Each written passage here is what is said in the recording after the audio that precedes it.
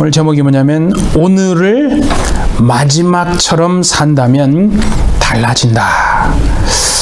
그러니까 인생을 살다 보면 시작이 있습니다. 그런데 또 반드시 알아야 할 것은요, 끝이 있다는 것이거든요. 그래서 제가 주중에 아이들에게 이제 영어 가르치고 또 바이블 가르치는, 그래서 서머 이게 세션을 시작한 게 6월 한 중순쯤 시작했어요. 이제 8주를 했는데 처음 시작할 때는 이 8주를 어떻게 과연 또 정말 아이들을 잘 가르치고 어떻게 더 잘 넘어갈까. 시작을 이제 그렇게 했어요. 근데 처음에는 8주가 굉장히 긴 것 같았는데 그렇게 또 시간이 지나고 마침내 그 8주의 끝이, 마지막이 또 이제 왔습니다. 그래서 이제 그저께 이제 금요일 날로 해서 8주가 다 마무리가 되고 이제 2주 브레이크를 가지고 이제 8월 말부터 다시 이제 폴 세션을 이제 시작을 하는 이제 그런 스케줄이 있습니다. 왜 제가 제 그런 스케줄을 공개하냐면, 시작이 있다는 것은 참으로 다들 많이 압니다. 시작을 잘 하려고 굉장히 애를 쓰고 거기에 온통 마음을 썼습니다. 그런데 마지막이 있다는, 끝이 있다는 부분에 대해서는요, 그렇게 별로 생각하지 않는 것 같다는 겁니다. 성경에 많은 주제들이 있습니다. 하나님이 그 성경을 통해서 말씀하시는 것 중에요, 가장 큰, 어떻게 보면 핵심적인 주제 중에 하나가 뭐냐면 마지막이 있다는 것이거든요. 그 말을 다른 말로 하면 하나님의 심판이 있다. 그러니까 심판하시는 하나님이시라는 것을 성경을 통해서 계속 말씀하시거든요. 그러니까 이 말라기에 보면요, 무슨 날이라고 하는 표현들이 나오지 않습니까? 본문에 읽었던 것처럼요, 보시면 용광로 불같은 날, 그렇게 했죠. 그리고 그 이르는 날에, 그리고 이제 3절과 5절에 보면 이제 그런 얘기가 나옵니다. 내가 정한 날에, 그리고 여호와의 크고 두려운 날이 이르기 전에 라고 해서 무슨 날을 많이 얘기하고 있죠. 그건 모두 뭐냐면 하나님의 심판을 얘기하는 거죠. 심판하시는 하나님이 계시다. 끝이 있고 마지막이 있다는 것을 계속해서 하나님은 우리에게 성경을 통해서 말씀하시는 거거든요. 그걸 그냥 흘려버려서 그런 거예요. 아담과 하와의 죄를 하나님이 심판하셨습니다. 세상을 홍수로 심판하셨습니다. 8명이 구해졌고 나머지는 다 물속에 죽어버렸습니다. 바벨탑을, 그죠? 또 하나님이 심판하셨거든요. 그래서 성경은 계속해서 말씀하시는 것이 마지막 끝이 있고 하나님의 심판이 있다. 그걸 말씀하시는 거죠. 여러분, 우리가 십자가를 많이 하죠. 십자가가 무엇입니까? 그거는요, 죄에 대해서 하나님이 심판하신 것. 그러니까 죄에 대한 하나님의 심판이 바로 십자가 아닙니까? 네. 그러니까 하나님이요, 얼마나 죄를 싫어하시고 죄에 대해서 진노하시는지를 제대로 보여주는 것이요, 그게 십자가거든요.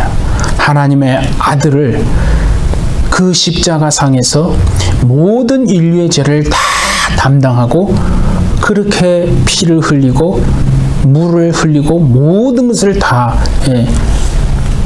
찢어서 다 죽게 만드신, 그것이 결국 죄에 대한 하나님의 심판이거든요. 우리는 어떤 사람들이냐 그러면, 하나님의 속죄의 은혜가 없으면 정말 존재할 수 없는 사람, 그게 우리거든요. 그러니까 속죄의 은혜가 여러분 얼마나 귀한 것인지 모릅니다. 너무 은혜라고 하는 부분이 사실은 크기 때문에 측정할 수가 없기 때문에 참 이렇게 쉽게 넘어가서 그렇지. 구약 성경 같은 데 한번 보십시오. 사람들이 속죄를 위해서 짐승을 잡아서 죽였거든요. 레위 같은 데 한번 여러분 잘 읽어보십시오. 온통 여러분, 예를 들어서 무슨 대속죄일 같은 그런 날을 보면요, 얼마나 많은 짐승을 잡아가지고 아니면 피가 그냥 온통 그냥 피바다입니다, 정말. 그리고 제사장들의 옷에는요, 아주 그냥 피가 언제나 묻어 있거든요. 떠나질 않습니다. 그 왜 그렇게 했습니까? 하나님의 속죄 그 은혜를 경험하기 위해서, 죄를 사함받기 위해서 그렇게 했던 거거든요. 그러니까 여러분, 우리는요, 정말 뭐라고 해도 피의 은혜로 사는 사람들인 줄 믿습니다. 예, 피의 은혜로 사는 사람들입니다. 그걸 잊어서는 안 됩니다. 그런데 잘 보세요. 하나님의 심판을 말할 때요, 뭐에 비유를 하냐면, 오늘 뭐 본문에도 아는 것처럼 불에 비유를 하죠. 영광로 불 같은 날, 그죠? 불에다가 비유를 한다 이거죠. 그리고 마태복음 3장 12절에 한번 보세요. 쭉정이는 꺼지지 않는 불에 태우시리라. 그렇죠? 불에 태운다는 거. 그러니까 아주 흔적도 남기지 않고 다 그냥 태워서 사라지게 하는 게 불이지 않습니까? 그리고 오늘 본문을 읽었죠. 그들을 살라 그 뿌리와 가지를 남기지 아니할 것이다. 그랬잖아요.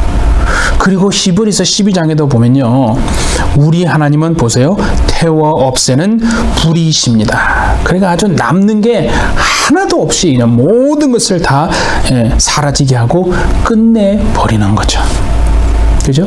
계시록에도 여러분 잘 아시죠? 둘째 사망이 결국 뭐라고 했습니까? 유황 불못에 대한 심판이다 이거죠. 타는 유황 불못에 던져지는 것을, 그걸 둘째 사망이라고 그랬거든요.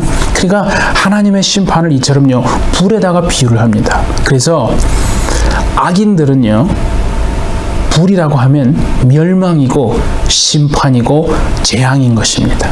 그건 분명합니다. 그런데 하나님의 구속의 은혜로 정말 자녀가 된 속죄의 은혜를 받은 그리스도인들, 하나님의 자녀들에게는요, 불이라고 하는 것은 뭐냐면 심판이고 멸망이 아니고 재앙이 아니고, 하나님이 우리들 가운데 있는 불신앙적인 것들, 불순물들을 잘 제거하고, 그래서 온전히 하나님만 의지하도록 하기 위해서 불같은 연단을 하신다고 그랬죠. 그래서 연단의 그 도구로 사용하는 것이 불입니다. 정말 여러분, 하나님의 자녀들은요, 불의 심판을 받는 게 아니라 불같은 연단을 통과하게 하시는 거, 정말 여러분 인정하십니까? 그러니까 그 불같은 시련이 얼마나 고통스럽소, 얼마나 정말 아프겠습니까? 그런데 그 불같은 시련과 연단을 통해서만이 세상을 향한 우리의 불신앙과 불순물들이 신기하리만큼 싹 온전히 제거되고 정말 하나님만 의지하는 참 믿음의 사람으로 바뀌더라 하는 거 아니겠어요? 그러니까 그걸 경험한 사람은 그게 고백이 되지만, 그게 고백이 안 되는 사람은 아직 그걸 경험하지 못했기 때문에 그럴 수도 있는 거죠. 물론 세상 사람들은 이런 심판이란 말을 들으면 참 부담스럽고, 그렇죠? 부인하고 싶고 인정하고 싶지 않고 자꾸 외면하려고 합니다. 왜 그런 줄 아십니까? 그 속을 한번 잘 마음을 들여다보면요, 자신의 마음대로 살고 싶은 마음이 있기 때문에 그런 거거든요. 자신의 마음대로 살고 싶기 때문에 심판이란 말을 들으면 싫은 거예요. 그게 벌써 뭘 얘기하냐면 사람이 영적인 존재라는 것을 얘기하는 것입니다. 내세가 없고 영혼이 없고 끝이 없고 마지막이 없고 하나님의 심판이 없다면 왜 마음대로 사는 것에 대해서 심판이라는 말을 들었을 때 두려움이 생깁니까? 그거 이상하지 않습니까? 그래서 두려움이 생긴다는 말은요, 자신이 하나님께 돌아와야 할 영적 존재라는 것을 그렇게 말하는 것입니다. 그런데 우리가 반대로 한번 생각해 보십시오, 여러분.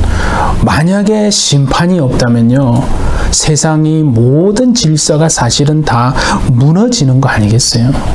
뭐 예를 들어서 우리가 다 운전들을 하시잖아요. 운전을 할 때 그냥 내 마음대로 운전하는 거예요. 누가 뭐라고 하든 내 하고 싶은 대로, 내 원하는 대로, 내 마음대로 운전하면 어떻게 되어집니까? 사고가 날 수도 있지만 티켓을 받죠. 그렇죠? 그러니까 반드시 뭐냐면 내 마음대로 살아낸 것에 대한 대가를 지불해야 한다는 거예요. 그것을 성경은요, 하나님이 계속 말씀하시는 거예요. 그 심판은 뭐냐면 내가 내 마음대로 산 것에 대한 심판이라는 거죠. 그러니까 끝이 있고 마지막이 있다는 말은 뭐냐면 마음대로 사는 거 오케이, 마음대로 사십시오. 그러나 그 마음대로 산 것에 대한 하나님의 심판이 있는 것은 알고는 계십시오. 그게 하나님이 성경을 통해서 말씀하시는 거 아니겠어요? 우리가 전도하는 것도요, 뭐 겁을 주는 게 아닙니다, 여러분. 그렇죠? 그러니까 자신이 선택하고 자신이 그렇게 행동한 것에 대한 마지막 날에 분명히 심판이 있다는 거죠. 그런데요, 완전한 심판이 언제 이루어지는 줄 아십니까, 여러분? 그거는 예수님이 오셔야만 완전한 심판이 있는 것이거든요. 그때가 되면 뭐 숨으려고 해도 숨을 수 없고 여러분 뭐 달아날 것도 없죠. 그러니까 그때가 되면 하나님의 자리에 앉아서 교만했던 사람들, 자신이 주인 되어 살아냈던 사람들, 하나님의 존재를 부인하고 하나님을 반역하고 그 이름을 멸시했던 모든 사람들은요, 그 날은 멸망인 거예요. 정말 그 날은 소망이 없는 재앙입니다. 그런데 아까 말씀드린 것처럼 하나님의 구속의 은혜로 구원받은 하나님의 자녀들에게는 그 날이요, 심판의 날이 아니고 뭐라고요? 구원의 날인 줄 믿습니다. 예. 그래서 심판과 구원은 어떻게 보면요, 백지 한 장 차이예요. 본문에 보니까 악을 행한다는 말이 나오죠. 악을 행한다는 말은 자꾸 사람들이 다른 상대방에게 나쁜 짓을 하고 법을 어기고 못된 행위를 하고 뭐 그런 것만 자꾸 생각하는데요. 여러분, 하나님이 보시기에 악을 행한다는 말은 뭐냐면 자기 마음대로 한다는 거예요. 다 자신의 마음대로 산다는 거예요. 왜냐하면 하나님이 없다고 생각하기 때문에 자기 마음대로 하고 자기 마음대로 사는 거거든요. 여러분 잘 생각해 보세요. 하나님이 없으면요, 그건 무슨 말이냐면 심판이 없는 거예요. 끝이 없고 마지막이 없는 거예요. 그러면 내 마음대로 살아내는 거에 대해서 그건 누가 뭐라고 하겠어요? 심판이 없고 끝이 없고 마지막이 없으면요, 마음대로 살아도 되지 않겠습니까? 그런데 저와 우리는요, 저와 여러분들은 뭡니까? 마지막이 있고 끝이 있고 내 마음대로 살아가는 것에 대한 그 심판이 있다는 것을 알기 때문에 그래서 마음대로 살지 않는 거거든요. 그 별거 아닌 것 같은데, 그죠? 그 차이입니다. 그래서 오늘날요, 이게 죄입니다 그러면 오늘날은 뭐라고 하냐면 그게 왜 죄냐고, 그게 하나의 문화지, 그게 흘러가는 세상의 트렌드지, 그게 뭐 죄냐고. 그래서 기독교는 너무 편협하고 너무 막 좁고 융통성도 없고 그냥 대화도 안 통하고 막 그게 왜 죄냐고요. 하나님 앞에 여러분 반항하고 반문하는 그 시대 아닙니까? 저는 그래서 그렇게 생각해요.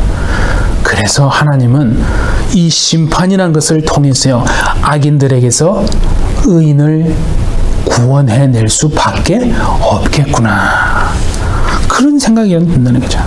그러니까 심판이라는 것을 통해서 하나님의 백성을 구해내시는 것, 그러니까 구원을 하기 위해서는 심판할 수밖에 없는 거 아니겠어요? 그러니까 그것이 어떻게 보면 우리를 향하신 하나님의 열심이고 사랑이다 이거죠.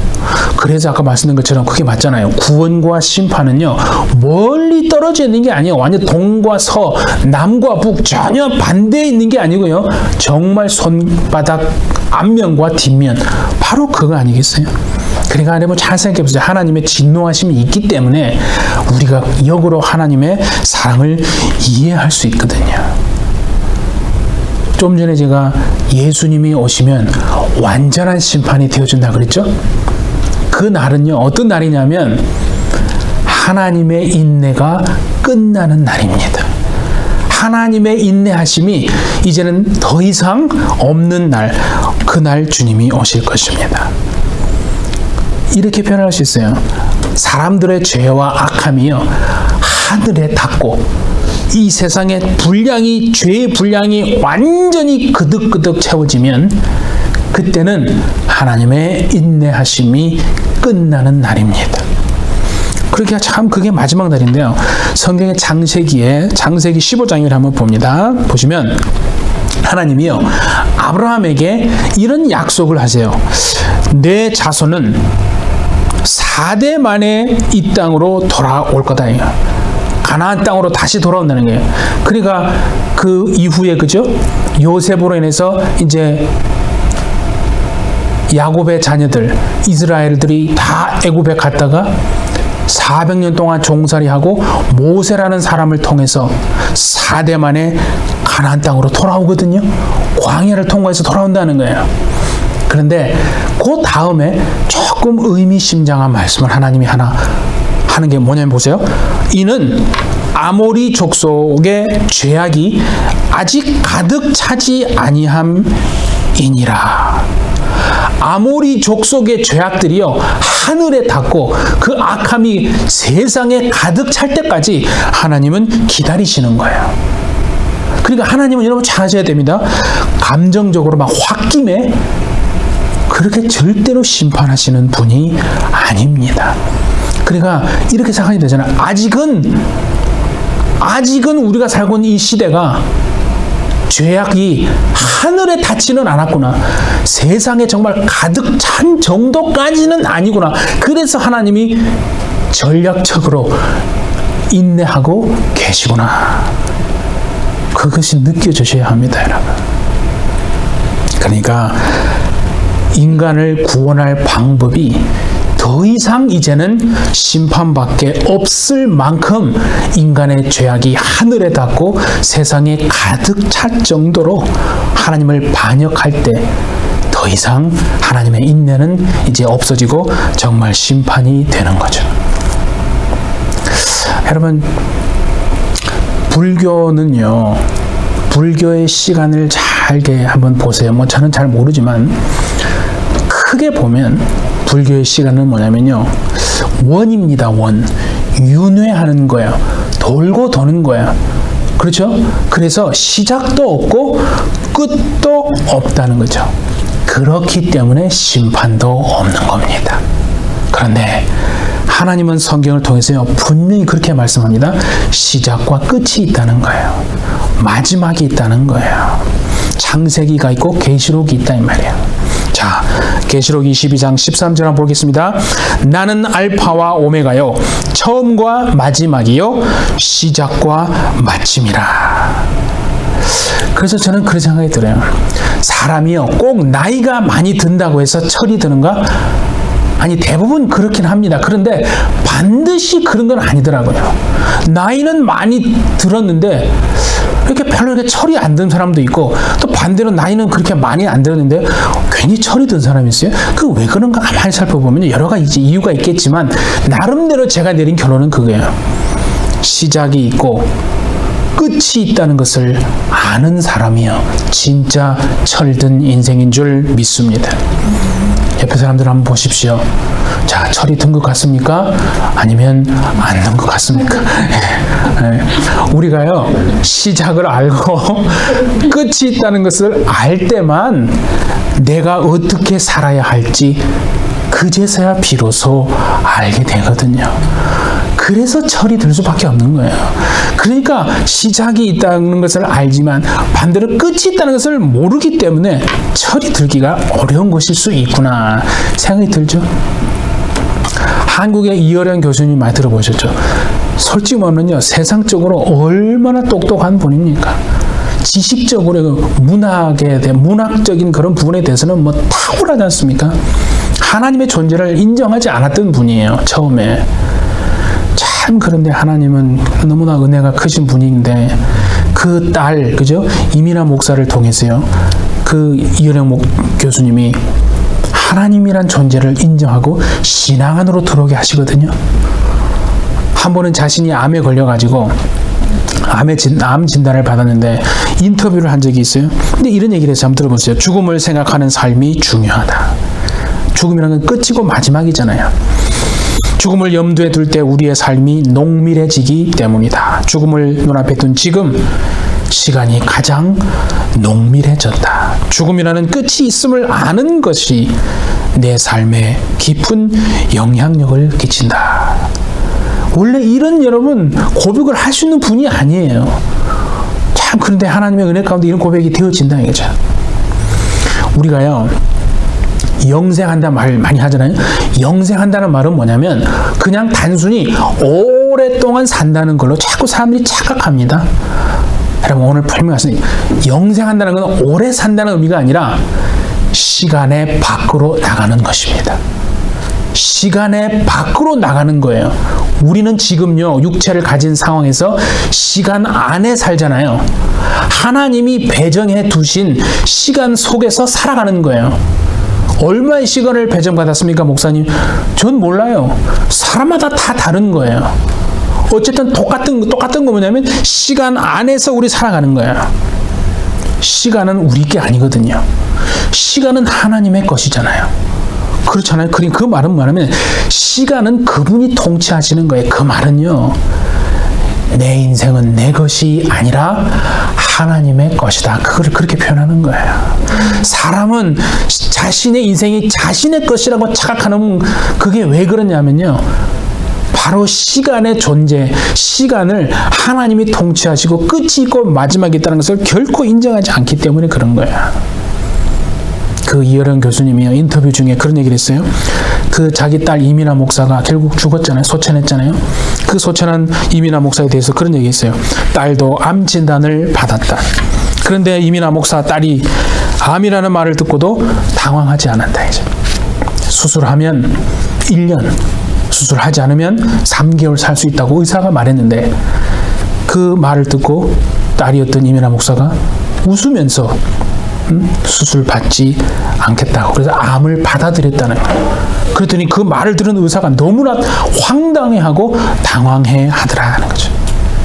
죽음이 그 이민아 목사의 그 마음을 조금도 위축시키지 못했다라고 하라면서요. 이어른 교수가 이런 얘기를 했어요.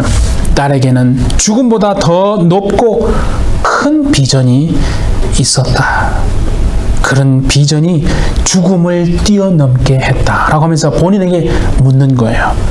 죽음을 뛰어넘을 만한 비전이 나에게도 있을까? 라고 그렇게 말했던 거죠.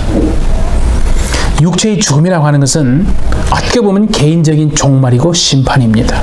예, 그렇죠. 그런데 성경은 하나님이 분명히 뭐라고 말하냐면 육체의 죽음이 끝이 아니고 그 후에는 심판이 있다.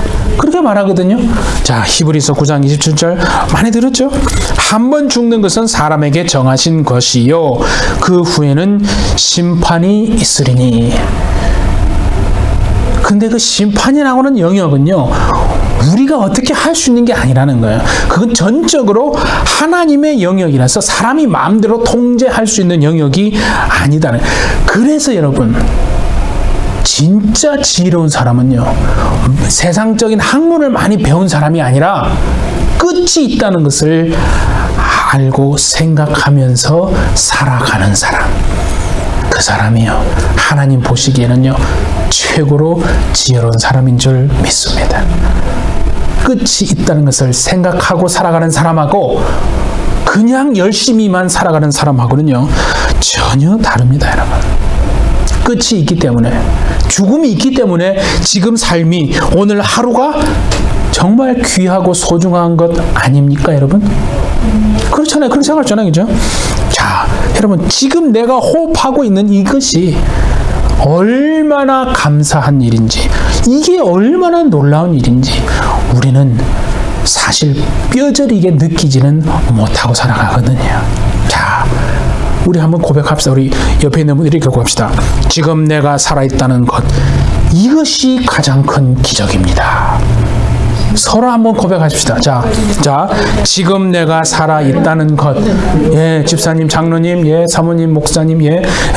지금 내가 고백하십시오. 지금 내가 살아있다라는 이것이 가장 큰 기적입니다. 예. 그래서요, 생명의 그래서 소중함을 깊이 깨달은 그 생명의 신비를 깨달은 사람은요, 절대로 아무렇게나 살지 않는다는 거죠. 결코 그냥 살 수 없다는 얘기를 하는 거예요.